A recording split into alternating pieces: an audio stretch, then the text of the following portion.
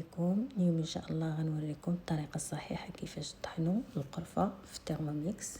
كتكون عندنا كميه ديال القرفه كنمسحوها مزيان من الغبره، الا كان هكا طويله كنحلوها من الوسط وكنمسحوها مزيان. من بعد كنرميها في البول بحال هكا، ما تكونش كميه كثيره. وكنسد اول حاجه كنديرها هي التوربو، كندير ليه 3 ديال الدورات او 4 اللي بغيتو. المهم كيكسر بهذه الطريقه هذه، كتكسر لينا ديك القرفه مزيان باش تسهل انها تطحن وتولي بحال الغبره بلا ما نعاودو نغربلوها. هذه هي النتيجه، كيتكسر مزيان هذيك القرفه. من بعد كندير 1 دقيقه وكندير فيتاس 10 وكنطحن مزيان صافي. وهذه هي النتيجه، القرفه ديالنا مطحونه مزيان بلا ما تغربليها، كتجي زوينه وسهله في الطحين.